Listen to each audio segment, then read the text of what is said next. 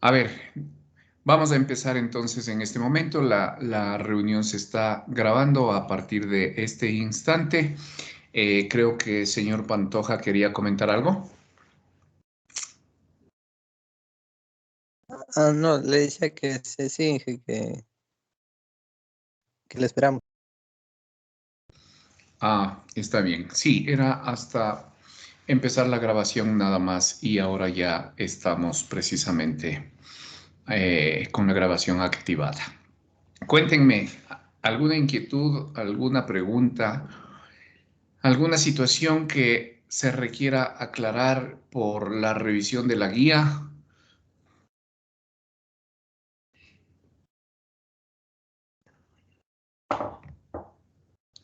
Ninguna. Creo que ninguna.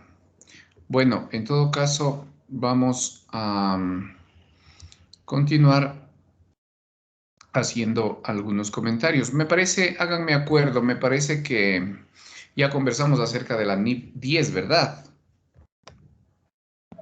Sobre la Sí, presentación de estados sí, financieros. Sí, exactamente. Ya conversamos de eso, ¿cierto? Sí, eso ya hablamos la semana pasada. Ya, señorita Peña, muchas gracias.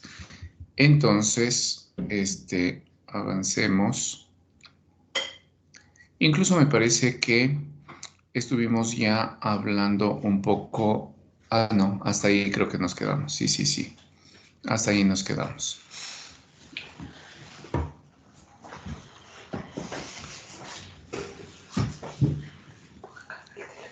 Déjenme mirar algo nada más, por favor.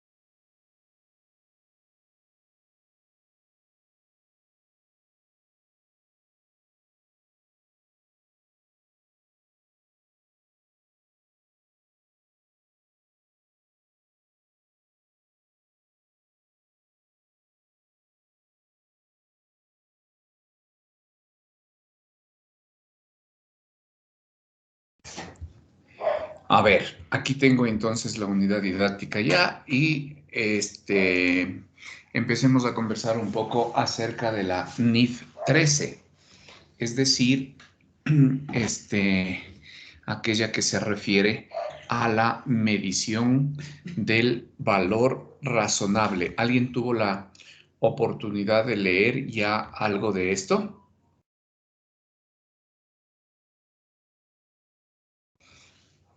Respóndanme, por favor. ¿Alguien leyó? ¿Alguien revisó ya este tema? ¿Tiene alguna idea, alguna pregunta?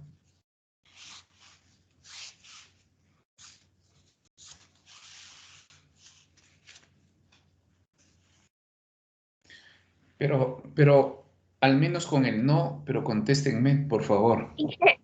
Sí. ¿Cuál sí preguntó? Disculpe. Acerca de la NIF 13. Yo en la personaleza aún no revisé. Ya. A ver, yo no sé si, si están ahí todos, no sé si me dejan conectado y se van, no tengo idea, pero vamos un momento a ir dando lectura para así que no se duerman, ¿no es cierto? Porque Caso contrario, me dejan hablando solo. Señorita Riera, ¿sí está conectada? Sí, Inge, buenas noches. ¿Cómo le va, señorita Riera? A ver, empecemos por usted. Empecemos a dar lectura a la NIF 13, por favor. ¿Sí tiene en la mano la unidad? Sí, Inge, lo que pasa es que estoy conectada, estoy yendo a la casa, Ujú. entonces como que no me agarra bien el internet, pero sí tengo aquí. Pero me puede dar un ratito hasta. A ver, entonces, mientras tanto, señorita Ortega, ¿está conectada, por favor? Sí, buenas noches. A ver, empecemos. ¿Nos puede ayudar dando lectura a lo que es la 13? No tengo abierto el documento. No tiene la unidad didáctica. Yo le puedo ayudar. Señorita Peña, vamos, por favor, ayúdenos. O sea, Ya. la idea es que participemos para que así yo al menos me dé cuenta que sí están, porque imagínense, estamos 7 y no todos contestan. Vamos, señorita Peña, denos una mano. Ya. Empecemos la lectura. NIF 13, medición del valor razonable. Emitida el 1 de enero del 2012, incluye las NIF con fecha de vigencia posterior al 1 de enero del 2012, pero no las NIF que serán sustituidas. Este extracto ha sido preparado por el equipo técnico de la Fundación IFRS y no ha sido aprobado por el IASB. Para conocer los requisitos completos se debe hacer referencia a las normas internacionales de información financiera. La NIF 13 define el valor razonable, establece en una sola NIF un marco para la medición del valor razonable y requiere información a revelar sobre las mediciones del valor razonable. Ya, Esta NIF, señorita Peña, solo deme un segundo para hacer un comentario ahí, ¿ya? ok, A ver, yo quiero, ¿qué entiende usted, señor Tandazo, por valor razonable? ¿Qué idea se le viene a la cabeza?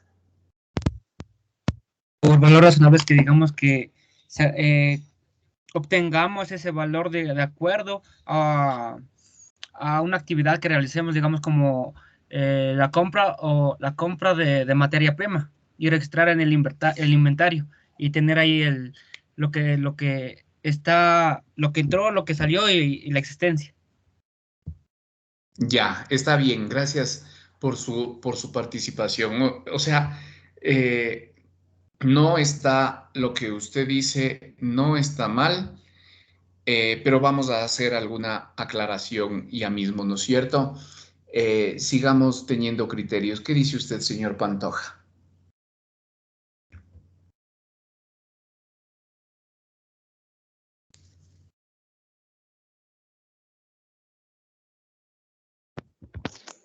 Sí, dígame, Inge. No nos estaría escuchando. ¿Qué pasó? Es Decía que que, ya, está bien, no importa. Decía que, ¿qué comprende usted por valor razonable?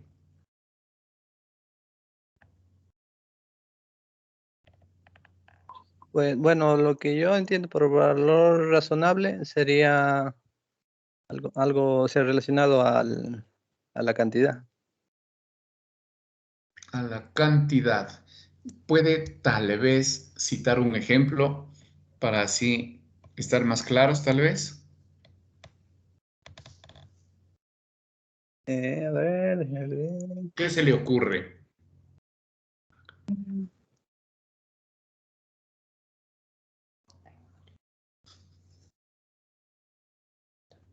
Un valor razonable, una cantidad especificada.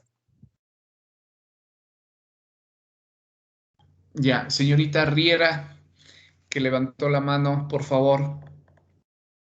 Inge, yo creo que un valor razonable es cuando el vendedor y el comprador están de acuerdo con el valor.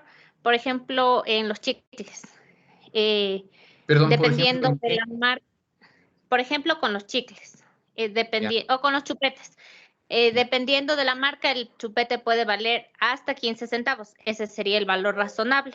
Pero no podría costar un chupete 50 centavos porque no habría comprador. pienso yo que ese es el valor razonable, el valor en el que está de acuerdo el comprador y el vendedor. Perfecto, perfecto. Está bien, muchas gracias, ¿sí? Señor Granizo. Ay, Inge, disculpe, sería, A ver, señor Pantoja. entonces sería algo así como decir el punto de equilibrio del mercado, en donde, en donde debe existir el equilibrio entre la oferta y la demanda, para que el consumidor acceda a un precio justo y que esté dispuesto a, ¿cómo le diría?, a comprar, o sea, el producto, algo así. Perfecto. Ya, correcto. Está bien. Está bien.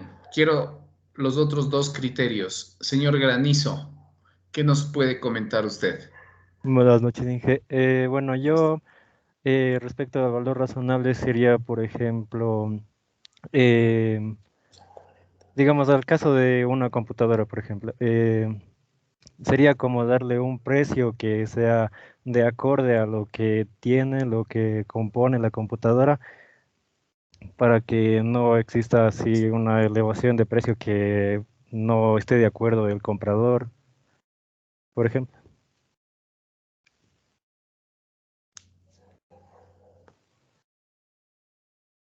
No, no le escuchamos nada este momento.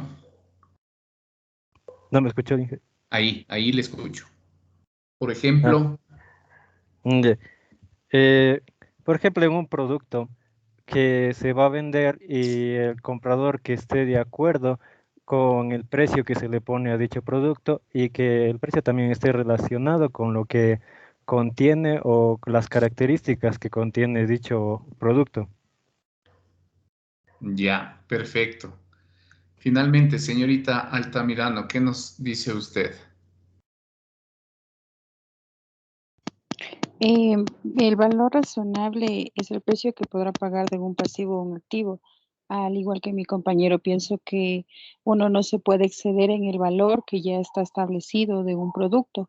Por ejemplo, no puedo, como de un auto, por ejemplo, de un año anterior, hablemos del año 2000, no puedo pedirle unos 35 o 45 mil como que salga de la casa comercial. Perfecto. Muchas gracias. Los ejemplos planteados son muy válidos, sea el del chicle, el del chupete, el de la computadora, el del vehículo, es decir, todo lo que ustedes mencionaron, sí, es totalmente válido. El valor razonable, creo que esas dos palabras sí nos ayudan bastante a entender a qué se refiere y ustedes ya lo dijeron. Yo solamente voy a ampliar el concepto o el ejemplo que usted dio, señorita Altamirano, porque es un ejemplo bastante bueno. No digo que los otros están mal, por favor, no, no para nada, están muy bien. Pero ¿por qué me quiero referir al tema del vehículo? O también podría hablar de las computadoras, ¿no es cierto? ¿Qué sucede? Es verdad que si un vehículo usted se compra de la casa, un vehículo del año en $30,000, usted no puede, después de 5 años, pretender recibir los mismos $30,000. Imposible. Ese bien se depreció, ¿no es cierto? Sufrió una depreciación por el uso. De tal manera que sí hay mucha gente, aunque a usted le parezca increíble, sí hay mucha gente que dice, no, pero yo le tengo a mi auto 3 o 5 años y le he cuidado, pero una barbaridad. Le puse llantas nuevas, llantas radiales, un radio último modelo y demás adornos que suelen ponerles a los vehículos, ¿no es cierto? Entonces, por todo eso que le he puesto, yo voy a pedir los mismos $30,000 porque mi carro está bien cuidado. Y no es así, ¿no es cierto?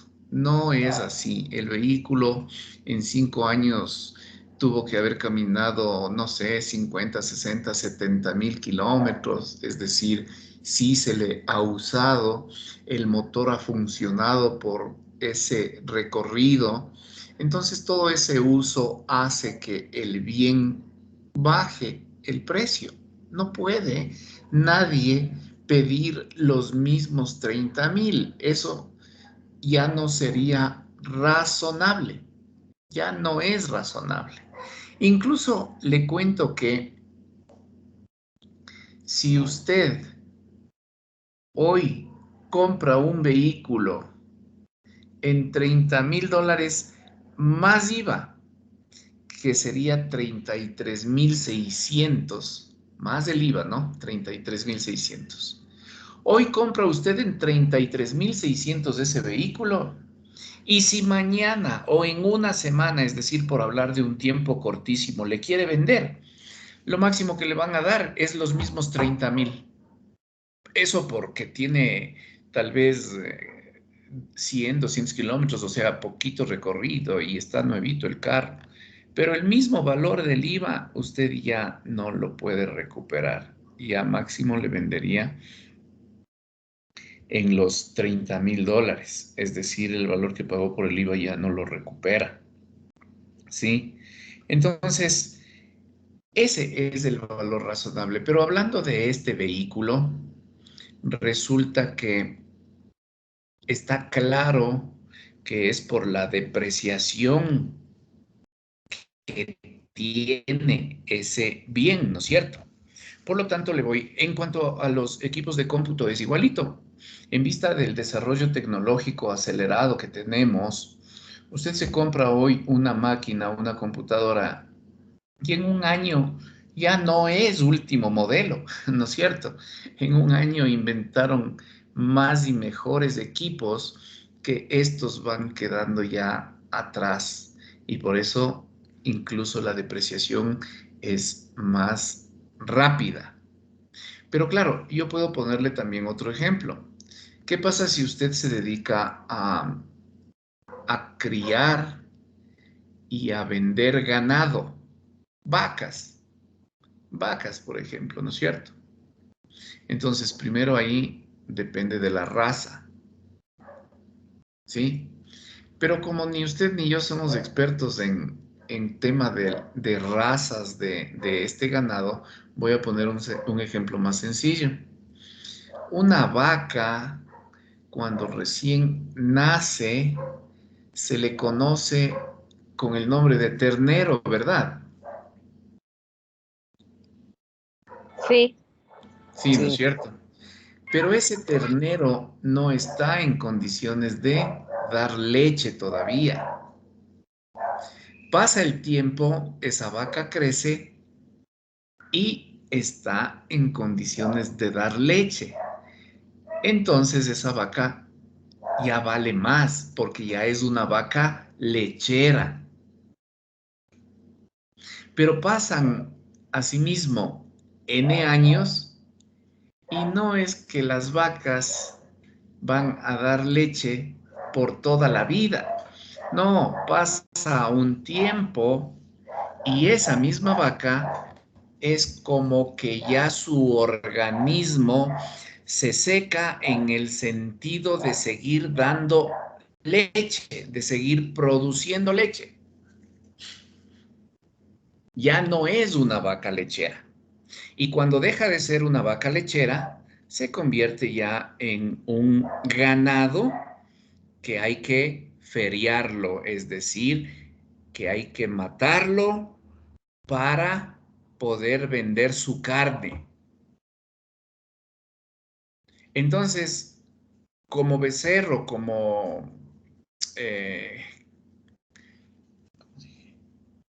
al estar pequeña esta vaca, ¿no es cierto? Tiene un precio.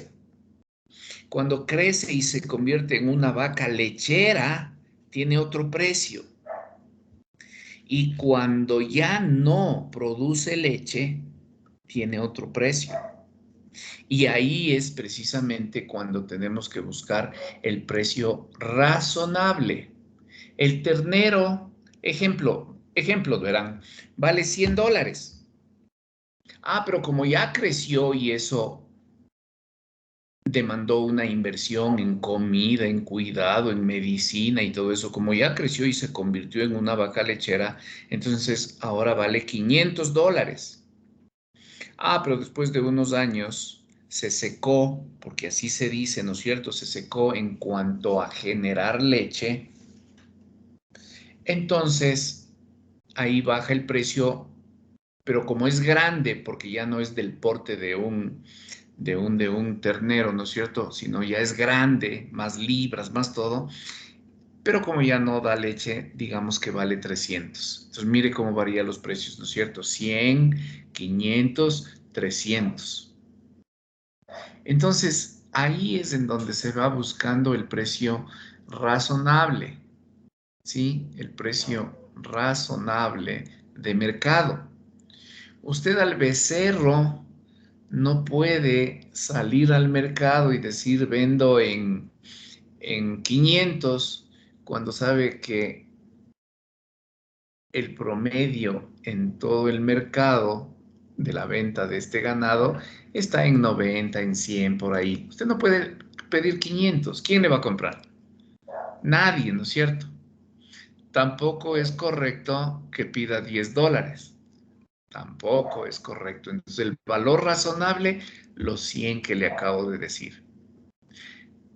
Ya creció la vaca, ahora se convirtió en una vaca lechera. Ah, no, entonces como tengo una vaca lechera, voy a venderle y voy a pedir $2,000. Si usted sabe que a quien le interesa comprar ganado, conoce que el precio promedio es 500, ¿qué dijimos? Usted si le pone 200, ¿será que le va a comprar a alguien? Probablemente no, ¿no es cierto? Entonces, ahí vamos viendo el precio razonable de poder realizar una transacción, ¿sí? Y eso ocurre en todo. Ya lo dijo, no me acuerdo quién fue, creo que fue señorita Ortega que hablaba del tema de los chupetes, chicles y eso. Sí, es cierto. Si yo sé que un chupete vale 15 centavos y yo quiero vender en $1, nadie me va a comprar. Nadie me va a comprar. Absolutamente. Así de sencillo. Entonces, ahí es cuando para determinar el precio razonable del mercado, hay que ir haciendo un estudio de ese mercado para conocer cuál es el precio que tienen esos productos similares y uno entonces determinar el precio de venta. Lógicamente que dos autos que sean del mismo año, aproximadamente con el mismo recorrido, etcétera, sí va a tener un valor adicional aquel que tenga llantas radiales, radio con pantalla, MP3, para videos, etcétera, digamos, ¿no es cierto? Es decir, que tenga esos extras. Pero claro, el precio de mercado tampoco es un valor fijo para todos, sino que tiene un más menos cierto valor, ¿no es cierto? Entonces ese auto que tiene todos esos lujitos que le ponen, probablemente pueda conseguir 1,000 o hasta $2,000 más, pero no vamos nunca a poder obtener el mismo precio del que compramos en la casa. Y ahí se va viendo el valor razonable de todo esto. Preguntas hasta ahí, por favor. No, Inge. ¿Estamos claros? Sí, Inge. Sí. Sí, claro. Sí. Sí, Inge. Ya, chévere. A ver,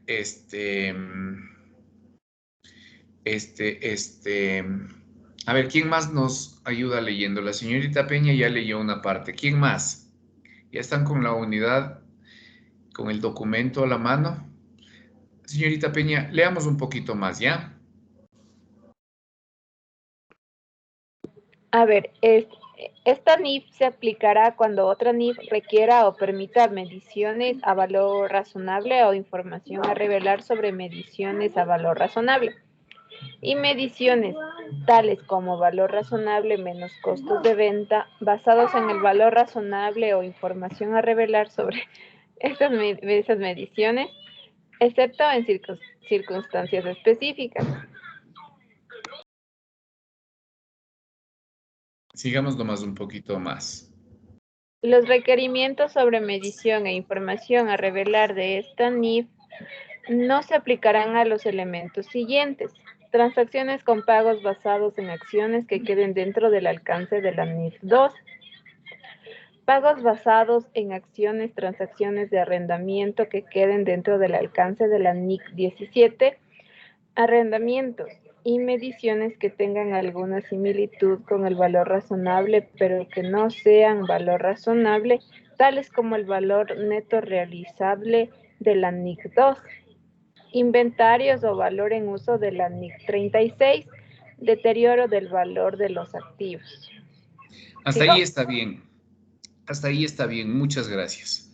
Aquí efectivamente nos está citando varios ejemplos, digamos así, ¿no es cierto? Por ejemplo, si usted ya arrienda un inmueble, una bodega, un terreno, y ya llegan al acuerdo de que es, ejemplo, $300 de arriendo, y el contrato lo firman por 2 años, se me ocurre, ya pues se tiene que respetar ese valor y ese tiempo. Claro que usted sabe que en determinado momento las partes pueden dar por terminado ese contrato, pero mientras esté vigente, el valor va a ser eso. No es que usted a los 2 meses podrá decir, bueno, ahora sí, bájeme el precio, o el arrendador, bueno, verá en 2 meses, a pesar de que el contrato está firmado por 2 años, en 2 meses, ¿sabe qué? Le voy a subir por X razón. No, se respeta eso. Se respeta y ahí se queda. Es lo lógico, lo que hay que hacer. En el tema de acciones, ¿no es cierto? Usted invierte $10,000 en acciones y por esos $10,000 le van a pagar un porcentaje de intereses. Y usted deja ese dinero por X tiempo en una póliza también, ¿no es cierto? Lo invierte en una póliza y lo pone a 1 año a ganar intereses. O esas acciones que compró en X valor. No es que el banco le va a decir a usted, ¿sabe qué? Esta póliza que negociamos de $10,000 y que le iba a pagar, ejemplo, $2,000 de intereses, es decir, que al finalizar el año usted va a recibir $12,000. ¿Sabe qué? Ahora, no, mejor ya no puedo. Y no le voy a pagar los 2,000, sino que solamente le pago, no sé, 500. No. Ahí ya no se puede modificar eso, no se debe modificar en lo absoluto eso. Ya hubo un acuerdo y ese acuerdo tiene que respetarse porque hay papeles de por medio firmado. Entonces, a eso se refiere, ¿no es cierto? ¿Estamos, por favor?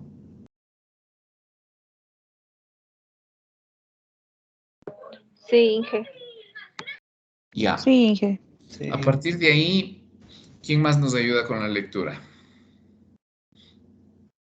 Alguien más ya debe estar con el documento. Yo, Inge. A ver, Yo, perdón, Inge. señorita, no sé, ¿quién? No pude ver quién dijo yo. Señorita Altamirano. Riera puede ser. O señorita Altamirano, entonces.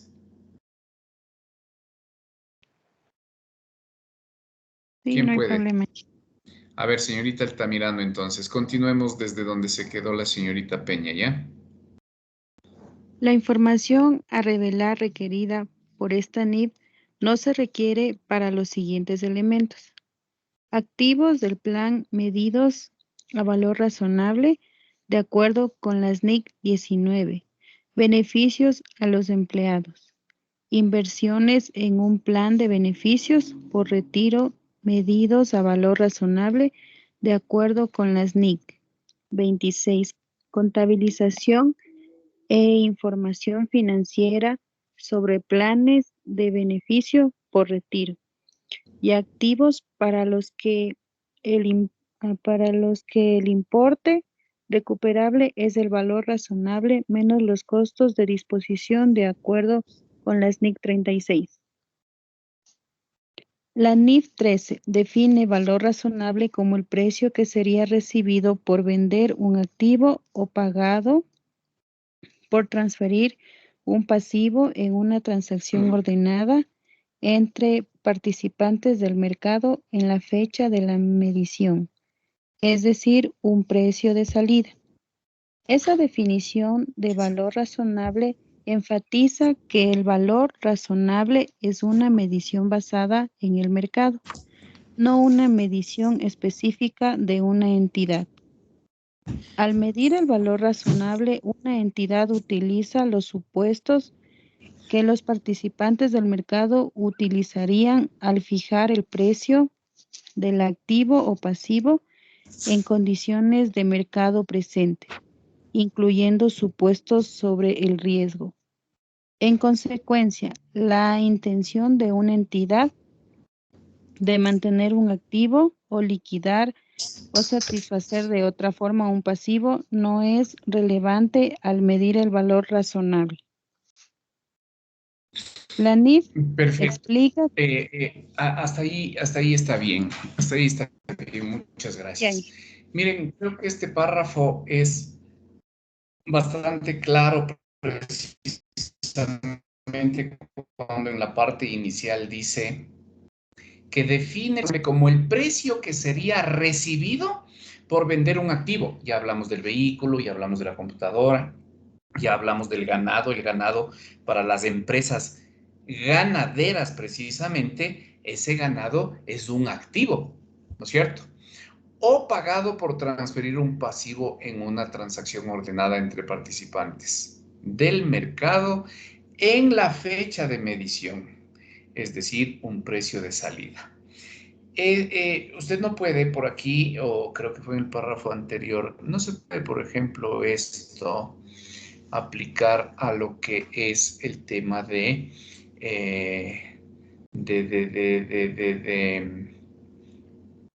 repartición de utilidades, por ejemplo, ¿no es cierto? Ahí decía NIC 19, beneficios a los empleados. ¿Usted sabe cuál es el porcentaje para entregar las utilidades a los trabajadores?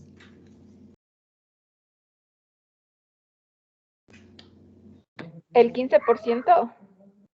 Exactamente, el 15%, correcto. ¿Usted cree que una vez que llegue ese momento de que hay que entregar ese 15% a los trabajadores, ¿será que puedo yo o usted como dueña de la empresa salir y decir, miren, es que este año en otra empresa, es un ejemplo nada más, ¿no? En otra empresa o por X razón, ¿saben qué? No se puede pagar el 15%, imposible, de tal manera que les voy a pagar el 8% en esta vez y listo. ¿Será que puede hacer eso? No. Incluso lo contrario, ¿no? Verán, nos fue bien esta vez y en lugar de pagarles el 15%, les voy a pagar el 23%. ¿Será que alguien va a hacer eso? Imposible, ¿no es cierto? Entonces, el precio de ser razonable no tiene nada que ver con los ejemplos que hemos puesto y en este que lo estamos mencionando, que es el beneficio a los empleados. Aquí se menciona también nuevamente las inversiones en un plan de beneficios por retiro, ¿sí? Es decir, una persona cuando ya se jubila, cuando se retira de una empresa, va a recibir un valor mensual como pensión, decimos, ¿no es cierto? La pensión que se recibe. Eso no es que en determinado momento se le puede decir, ahora ya no le vamos a pagar X valor, sino que le bajamos o lo subimos, porque porque el mercado ya no me permite y el mercado me indica. No, eso no se puede medir en el mercado, ¿sí? No es un producto que usted salga y lo encuentre en el mercado y pueda hacer un estudio de ese precio, un estudio de mercado para saber en cuánto está aquí, en cuánto acá y en cuánto acá, y con eso determinar usted un precio. No es un bien que esté a la venta para poder hacer ese estudio de mercado. De acuerdo, ¿sí estamos, por favor, claros en lo que estamos hablando? Sí. Sí, Sí. claro. Ya,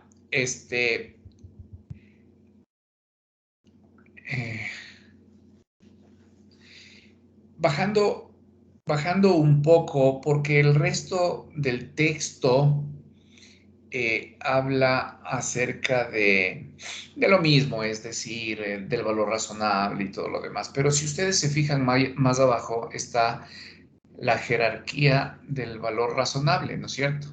Jerarquía del valor razonable, dice ahí. A partir de ahí, ¿quién me ayuda en este momento en la lectura? Yo, Inge. Ya, señorita Riera, adelante, por favor. Jerarquía del valor razonable. Para incrementar la coherencia y comparabilidad de las mediciones del valor razonable e información a revelar relacionada, esta NIF establece una jerarquía del valor razonable, que clasifica en 3 niveles los datos de entrada de técnicas de valoración utilizadas para medir el valor razonable. La jerarquía del valor razonable concede la prioridad más alta en los precios cotizados sin ajustar, en mercados activos para activos y pasivos idénticos, datos de entrada de nivel 1, y la prioridad más baja a los datos de entrada no observables, datos de entrada de nivel 3. Los datos de entrada de nivel 1 son precios cotizados sin ajustar, en mercados activos para activos o pasivos idénticos a los que la entidad puede acceder en la fecha de medición. Los datos de entrada de nivel 2 son distintos de los precios cotizados incluidos en el nivel 1, que son observables para los activos o pasivos, directa o indirectamente. Los datos de entrada de nivel 3 son datos de entrada no observables para el activo o pasivo. Información a revelar. Hasta ahí, esperemos un momentito, por favor, ¿sí? Muchas gracias, señorita Riera. Mire, me parece a mí que está bastante claro lo que acabamos de escuchar. De todas maneras, es tan cierto esto, ¿no es cierto? Esos niveles de entrada, esa jerarquía de la que estamos hablando. Imagínese que usted está pensando introducir en el mercado producto, pero pone gente a trabajar en el sector donde piensa poner su negocio, pone gente a trabajar para que de manera directa en este mercado averigüe cuál es el costo que se está pagando por ese producto. Es decir, está obteniendo información directamente del usuario, directamente del dueño del negocio que está en la esquina, en la plaza, etcétera, ¿no es cierto? Usted está obteniendo una información directa.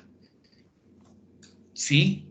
Entonces, esa es la información que se convierte en la de nivel 1. En otras palabras, es la información más confiable, porque usted puso gente a trabajar ahí a que investigue cuál es el precio de ese producto, ¿sí?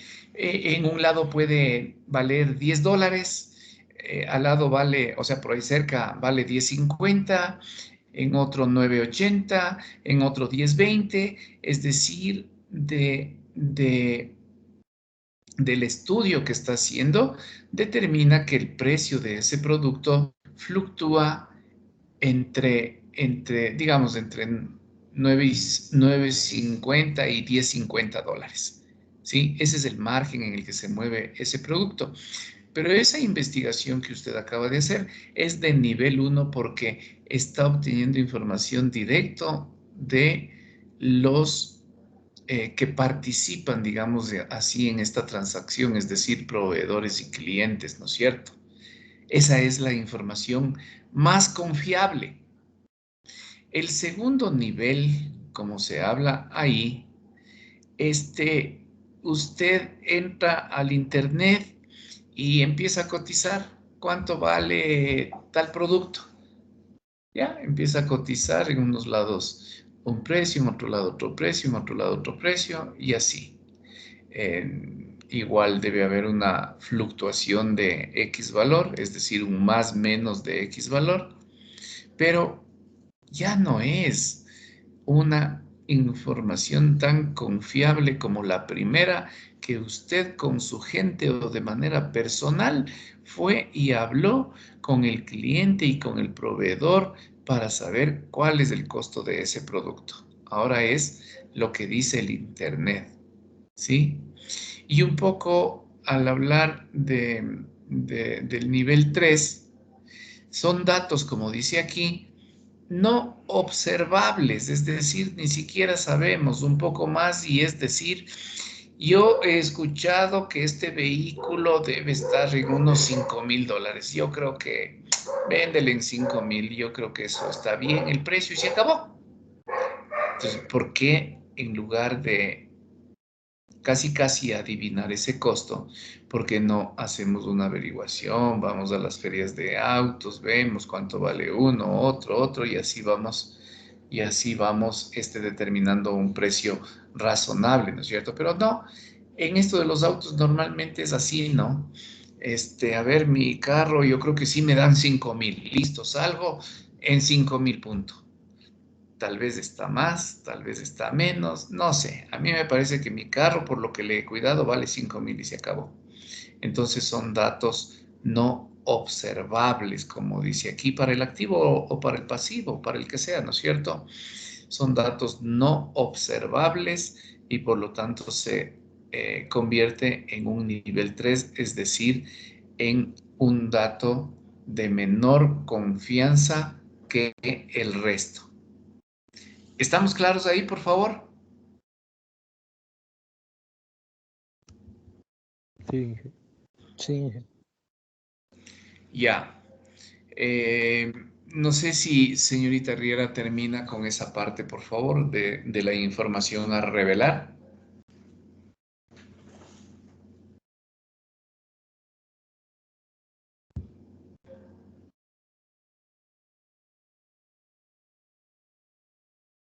Si está, señorita Riera, ¿me escuchó?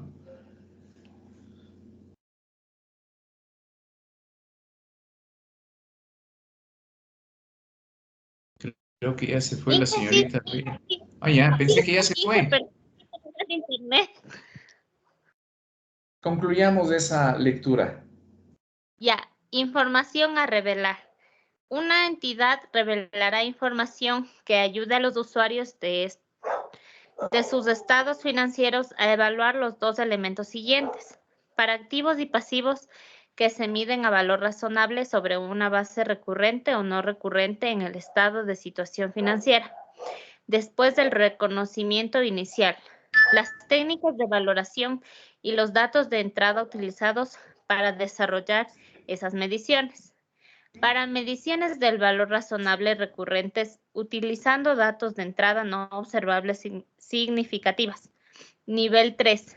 El efecto de las mediciones sobre el resultado del periodo u otro resultado integral para el periodo. Ya, correcto, muchas gracias. Ahí yo quiero hacer otra explicación que lógicamente tiene que ver igual con el valor razonable, pero en este caso hablamos de la información a revelar. Y le voy a citar 2 o 3 ejemplos para ir viendo, ¿sí?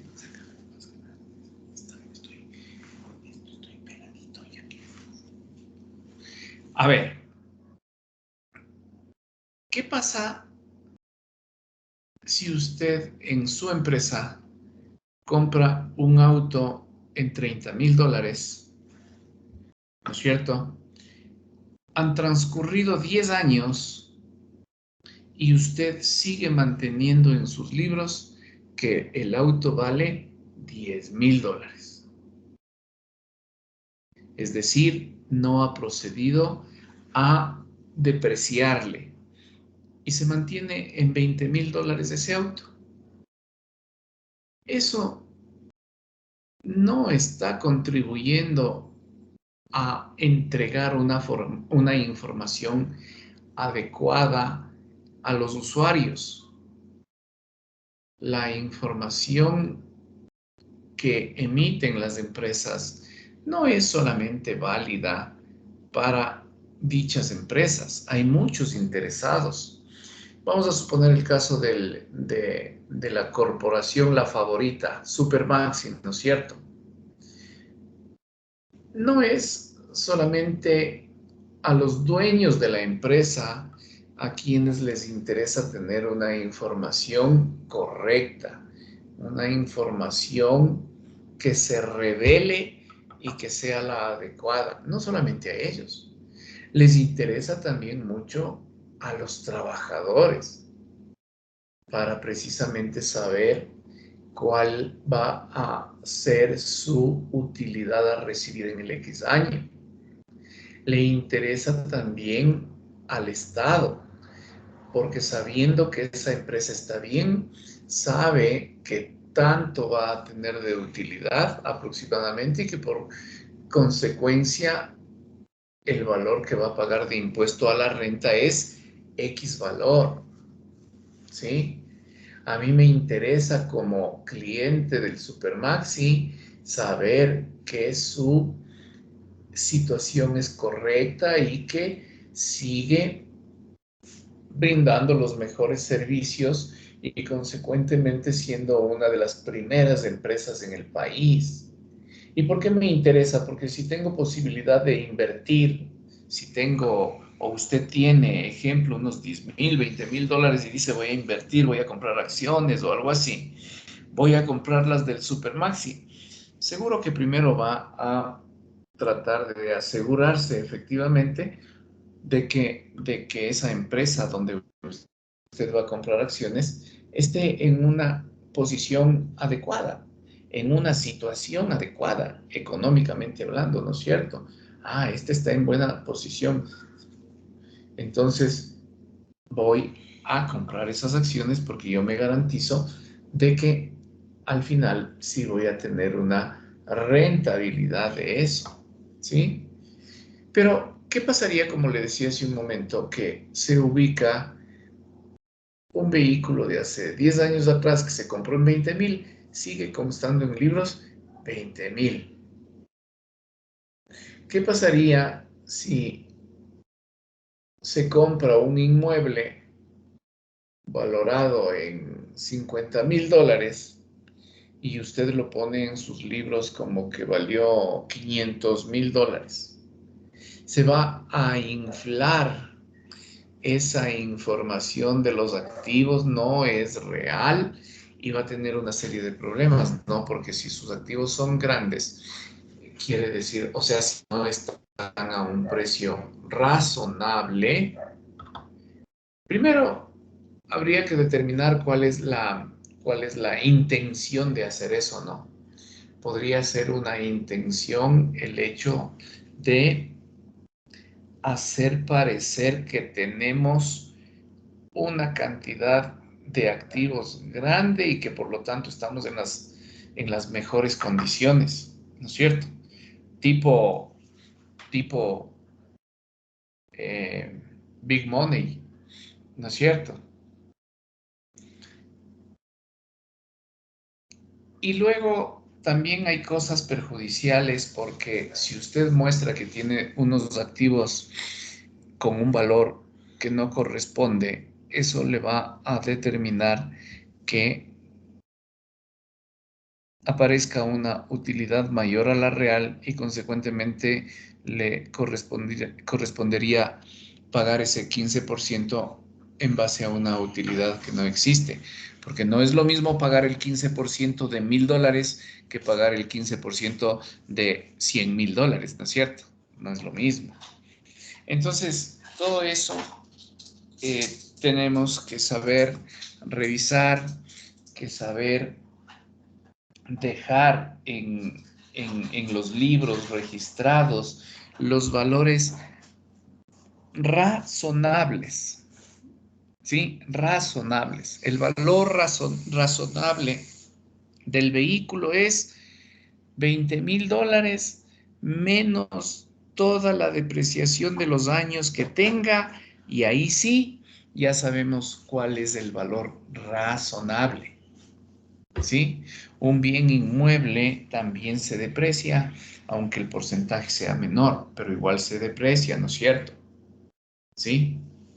En el tema de los activos, como decía, usted no puede tener una mercadería en su empresa valorada en $1,000,000 cuando esa valoración real o razonable en el mercado es de $100,000. No puede ser. Y no es que esto surja de la nada. Me explico. Usted tiene en mercaderías $1,000,000, ¿sí? $1,000,000. En computadoras, precisamente, tiene $1,000,000. Pero resulta que esas computadoras ya no son de última tecnología. Ya no. Ya salió una nueva tecnología más moderna, más rápida, más lo que sea. Y lo que usted vendía su computadora en $100, ahora ya nadie le compra porque ya hay nuevas computadoras, nueva tecnología. Ya nadie le compra. Es decir, su producto cayó de precio en el mercado por la aparición de nueva tecnología más moderna. Entonces, en lugar de tener inicialmente su equipo de cómputo, hablemos de un equipo de, no sé, una portátil, ¿no es cierto? Que fácil, dependiendo de las características, puede valer $1,000. Digamos que valen $1,000 y por eso usted en total tiene 1,000,000. 1,000 computadoras a $1,000, 1,000,000. Pero usted sigue teniendo las 1,000 computadoras, pero resulta que nadie le compra porque ya están, digamos que desactualizadas. Entonces, ¿qué tiene que hacer? Ya no puede vender a 1,000. Ya va a tener que vender, ejemplo, en $500, a mitad de precio. Entonces, si las 1,000 computadoras ahora multiplica por 500, o sea, por 500, que es el precio razonable, ahora ya tiene en inventarios 500,000, ya no 1,000,000. Ah, pero es que yo compré a 1,000. Sí, pero qué pena, perdimos por haber comprado en exceso, por saber que era un modelo que ya estaba por salir del mercado, pero creí que podía vender y a la final no lo hice, etcétera. Entonces, no es que simplemente eso cambia de la nada. No, no, no, no. El valor razonable nos invita o nos lleva a tener utilidades o a tener pérdidas. En el ejemplo que estoy indicando, estaríamos perdiendo $500,000 porque ya nadie nos compra a 1,000 las computadoras. Máximo podemos vender en $500. Perfecto. Quiere decir que voy a vender 500,000, ya no 1,000,000. Perdí 500,000. No hay otra. No hay otra, perdí. Así de sencilla. Esas son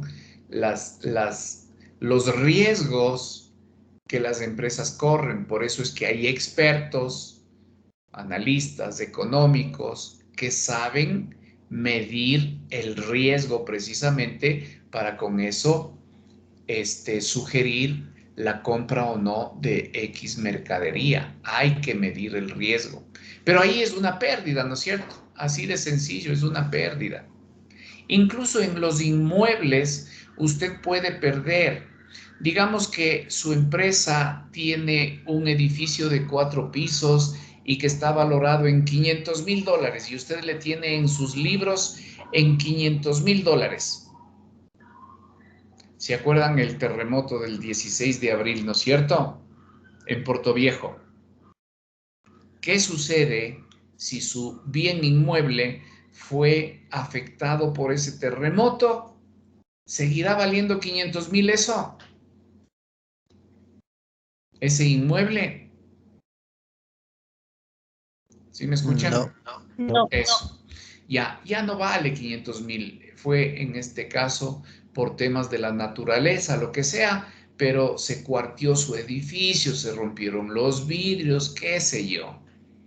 Ya no va a valer 500,000, ya perdió. Ahora el valor razonable de ese bien, por lo que está, por los daños que sufrió, etcétera, digamos que es 100,000. Perdió $400,000. Así de sencillo. Pero así como hay pérdida en eso, también usted puede, por esas circunstancias que se presentan, también puede ganar. Hablemos de Petroecuador. El país, a través de Petroecuador, estaba proyectando vender el barril del petróleo a $50 en este año 2021, a $50 cada barril de petróleo. Y resulta que por circunstancias mundiales, ahora está, digamos que en $80. Está ganando 30 más por cada barril de petróleo. Y eso multiplicado por los millones de barriles de petróleo que se exportan, mire la cantidad increíble que en este caso resulta utilidad. En los otros que cité resultaron pérdida. Pero esos cambios de valores hacia abajo por pérdida o hacia arriba por utilidad son los que se deben reflejar en los estados financieros, es decir, la información con valores razonables. Si el precio del petróleo subió, yo tengo que hacer los ajustes respectivos para poder indicar en mis estados financieros que la venta del petróleo ya no fue a $50 el barril, sino a 80. Por lo tanto, la empresa obtuvo más ingresos de los que inicialmente se proyectó. O lo otro, no puedo yo seguir mostrando un estado financiero en donde tenga una cuenta que diga edificios 500,000, cuando sé que ya ese edificio no vale 500,000 por lo que se cuartió y vale 100,000. Tendré que hacer el ajuste respectivo, en este caso jugando con una cuenta de pérdida, una cuenta que se refleje la pérdida que voy a tener de $400,000, porque es una pérdida. Y dejar el valor real en libros ahora de $100,000. ¿Estamos claros, por favor? Sí, una Sí, pregunta. Dígame. Le iba a decir, por ejemplo, un edificio en serio puede llegar a depreciarse totalmente. Por una circunstancia como la que acabo de comentar, claro que sí, ¿no? No, O o por sea, alguna otra razón, decía por el usted. tiempo, por ejemplo, decía. O sea, usted sabe que los edificios se deprecian al 5%, es decir, tienen una vida útil de 20 años, pero siempre hay que dejar el valor residual de los activos fijos, entonces hay que dejar el valor residual del edificio. Por lo tanto, no es que en libros va a aparecer después de los 20 años, no es que va a aparecer ya con 0, no, va a seguir teniendo un valor. Pero ese es el valor en libros. Pero el valor comercial depende. Por ejemplo, uno puede pensar que un departamento en la no sé, díganme un sector de Quito así, bien residencial, en la González Suárez, digamos, ¿ya? Un departamento en la González Suárez vale $100,000. Ah, no, es que es en la González Suárez. Pero no, váyase usted al centro histórico y hay unas casas terriblemente antiguas, porque ustedes saben que son antiguas, pero remodeladas interiormente de una manera tan maravillosa que puede valer más de los $100,000 que vale ese departamento en la González Suárez. Entonces, el tiempo que ha transcurrido no ha importado, ¿no es cierto? El tiempo que ha transcurrido no ha importado para que ese bien que está en el centro histórico de Quito y con una remodelación que se le hizo, valga hasta más de lo que puede costar un departamento en la González Suárez. Aunque en libros puede ya no tener más que el valor residual. En ese caso, es una utilidad total que se tiene cuando ese bien en libros consta, ejemplo, en 10,000 y usted le vende en 200,000. Todo eso significa utilidad. ¿De acuerdo? Ah, sí, gracias, Inge. Quería saber. Pero en definitiva, todo lo que hemos hablado ahora es de la determinación de valores razonables, tanto hacia arriba como hacia abajo. Porque si usted tiene un bien que vale 100, pero por X razón, no, que ves que está subiendo de precio y no, ya no están en 100, están en 300. Usted no se va a quedar con los 100, pues. Tiene que lanzarse también a los 300 porque subió de precio el X producto y eso le ayuda a usted a tener más utilidad. Pero también puede suceder lo otro, ¿no es cierto? Usted tiene un bien que vale 1,000 y por alguna razón baja de precio y usted se ve obligado también a bajar el precio. Por lo tanto, ahí usted estaría teniendo una pérdida, ¿sí? Ahí estaría teniendo una pérdida. Pero esa es la forma de determinar el valor razonable hacia arriba o hacia abajo y eso depende mucho de la economía, del mercado, de las diferentes circunstancias que se pueden presentar, etc. ¿Estamos, señores y señoritas? ¿Estamos claros? Sí, Inge. Sí, Inge. Sí, Inge. Listo. Por ahora ahí terminamos. Nos vemos el siguiente martes, por favor, para seguir conversando sobre los diferentes temas. Se va a caer. ¿Sí? Así que les deseo una buena semana y Dios mediante, en 8 días nos conectamos otra vez para seguir con estas conversaciones y esta revisión de nuestra guía. ¿De acuerdo? Sí, Inge, Inge. una pregunta. Y Dígame, por favor. Para esta semana vamos a tener, ¿qué actividad vamos a tener con usted? Igualmente un foro.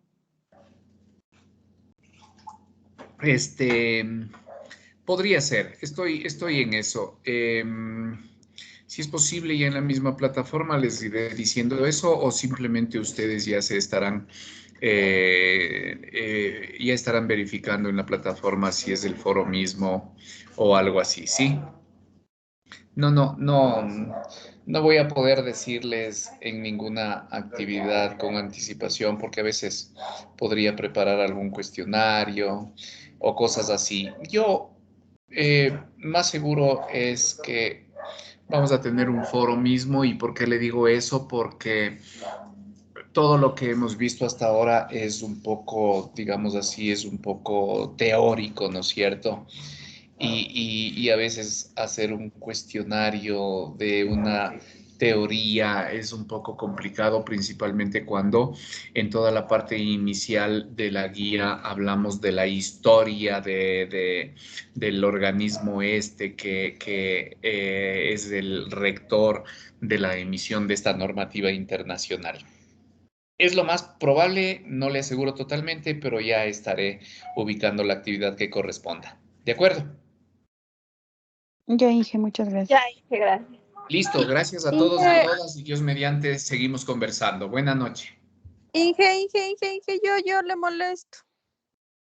Inge. Habló, señorita Muriel, toda la charla no habla nada, solo al final.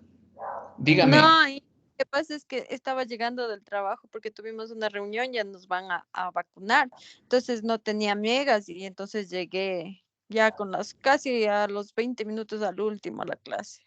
Bueno, Entonces mi jefa nos hizo una reunión para organizarnos. Lo que pasa es que cada quien tenemos diferentes agencias en diferentes ciudades de Imbabura.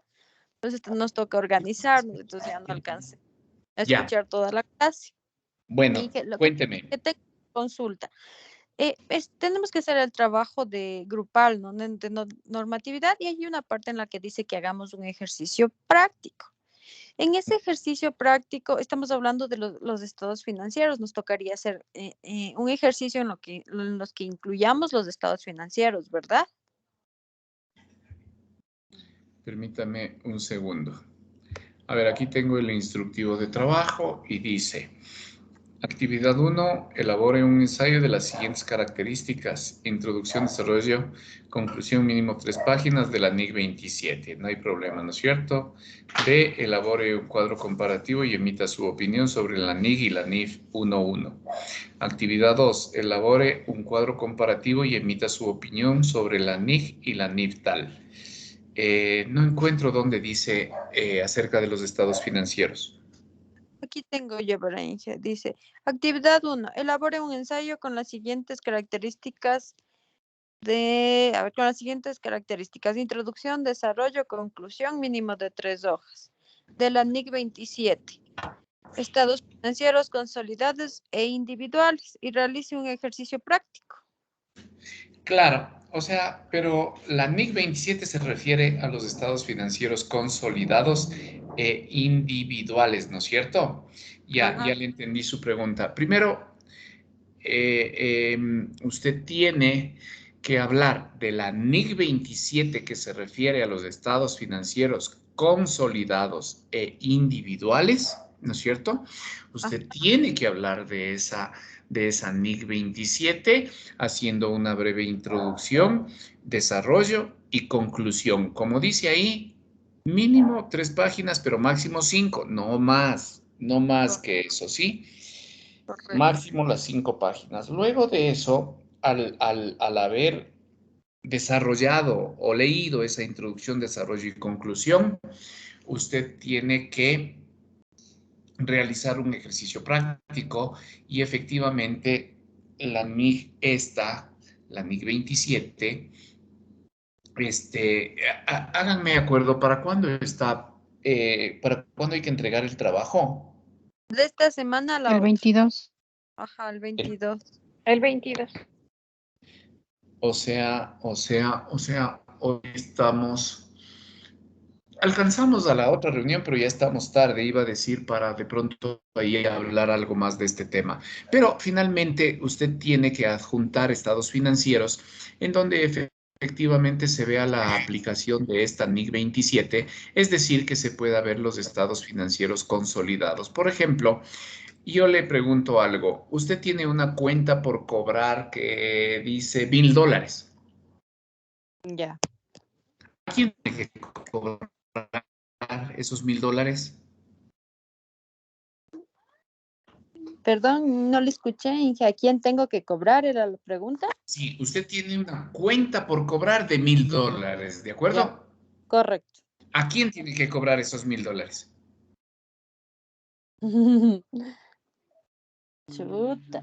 A ver, depende, ¿no? Tocaría hacer cuentas por cobrar. En este caso sería, digamos que yo vendí algún tipo de mercadería y no me Perfecto. pagaste. Ajá. Entonces, Ahí se genera la cuenta por cobrar. correcto. Pero cuando digo a quién, le tiene que cobrar al cliente A, al cliente B, al cliente C, al cliente D, etcétera, ¿no es cierto? Correcto. Entonces, la cuenta por cobrar de $1,000 no es pues cuentas por cobrar y a quién, pues a quién me debe esos $1,000. Entonces, la cuenta por cobrar es una cuenta de mayor principal, pero usted debe llevar cuentas de mayor auxiliares para saber que esos $1,000 se descompone en cliente A 100, cliente B 200, cliente C 700. Ya, ahí están los $1,000, ¿sí o no? Sí. Pero Sí. cuando hablamos de estados financieros detallados, ponemos todo. Cuentas por cobrar $1,000, cliente A 100, cliente B 200, cliente C 700. Es un estado financiero detallado. Pero cuando usted pone en el estado financiero solamente cuentas por cobrar y listo, ahí es un estado financiero consolidado. ¿Sí? Analítico. Ya, Pero espéreme, eso en primer lugar. En segundo lugar, ¿se acuerda que hablábamos de los temas de que las empresas tienen aquí una sucursal hablando de nuestro país solamente, aquí en Quito una sucursal, en Guayaquil otra, en Cuenca otra y en Ambato otra, por decirle algo? Y entonces necesitamos consolidar los estados financieros. Sí, ¿Se sí, acuerdan? hablamos Usted de sí ha eso en la estado en las anterior clases clase. anteriores y me han Sí, escuchado hablar de que hay que consolidar la información y siempre he pasado diciendo yo que con una tecla ya se puede tener la información, un estado financiero de la empresa a nivel nacional. sí, Pero a también esa, puedo tener el estado financiero de la sucursal de Quito, de la sucursal de Guayaquil, de Cuenca y de Ambato. Y esa información consolidada. Entonces, usted hace un estado financiero que diga, ejemplo, ¿no? Que diga sucursal A y hace el estado financiero, le cuadra el estado de situación. Y supongamos que en cuentas por cobrar tiene 1,000 en la sucursal A, tiene 1,000 en cuentas por cobrar, ¿de acuerdo? de acuerdo. En la sucursal B tiene también cuentas por cobrar de $2,000. ¿Estamos claros? Sí. En el consolidado, ¿cuánto sumará las cuentas por cobrar? En el uno era 2.000 y en el otro era 1.000, ¿verdad? Sí. 3.000. En el consolidado va a haber una cuenta que diga cuentas por cobrar 3,000. En el uno dice bancos 3,000 y en el otro dice bancos 10,000. En el consolidado bancos, ¿cuánto dirá? 13.000. 13,000. Exacto. Entonces, el estado financiero consolidado es la suma de los estados financieros individuales. Entonces, como aquí dice estados financieros consolidados e individuales, usted puede hacer 2 o 3 estados financieros de las sucursales, digamos, sucursal 1, sucursal 2, sucursal 3, digamos así, ¿no es cierto? Ya. Y en el consolidado es la suma de los 3 estados financieros. Ahí ya se consolida todo. Ah, ya. ¿Y ¿De puede acuerdo? ser cualquier ejemplo, profe? Sí, o sea, no es necesario que acuda a tener el estado financiero de la corporación favorita. No, usted elabore, pero claro, no me vaya a hacer un estado financiero de 3 cuentas, ¿no es cierto? O sea, lo típico o lo básico, más bien diría, debería considerar estado financiero 1, activo, tales cuentas, y dentro del activo también distribuir, ¿no? Es decir, activo corriente, activo fijo y los otros activos. Y dentro del activo corriente poner disponible, exigible, realizable, o sea, bien detalladito, ¿no es cierto? No me vaya a hacer un estado financiero con 3 cuentas y ya está. ¿De Claro, acuerdo? de acuerdo. De acuerdo. Listo. Y ahí incluyen todos, ¿no es cierto? El estado de situación inicial, el estado de resultados, todos esos estados, ¿verdad? Es decir, con los dos que mencionó usted, más que suficiente. Resultados y situación. Ya, listo, Inge.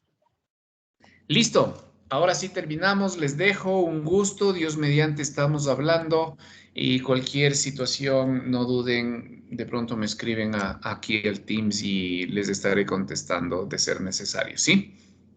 O sea, si es que me escriben, con mucho gusto estaré contestando. Buenas noches con todos, cuídense. Cualquier cosa, nos vemos y seguimos conversando. ¿sí? Buenas noches, Lison. Yo Hasta tengo una mañana. preguntita. ¿Listen? ¿Qué pasó? Otra pregunta. Ya Sí, nos va a dar las 10. sí lo sé, pero lo que pasa es que en el trabajo grupal hice una parte donde tiene que ser todo a mano. Sí. ¿Ahí engloba también el ensayo que tiene que ser a mano o puede ser a computadora? No, tiene que ser a mano. Ahí les puse hasta con letra roja eso, ¿verdad?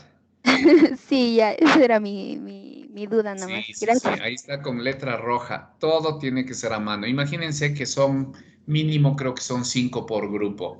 Cuando hablamos de los estados financieros consolidados, lo ideal, digo yo, sería que cada uno haga un estado financiero, que son 4, y el quinto consolida. O si son 3, hace cada uno los 3 y el cuarto consolida. Por citarle ese ejemplo, ¿no?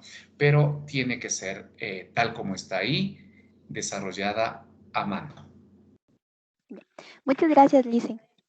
Listo, un gusto con todos, buenas noches, estaremos hablando más adelante. Buenas noches, Inge. Buenas noches, gracias. Buenas Gracias, noches, igual. compañeros. Hasta luego. Bueno, que Buenas noches, pase que bien, pase bien. Inge. Linda Gracias, noche. Inge. Buenas noches. Gracias, igual a ustedes, hasta mañana. Hasta luego.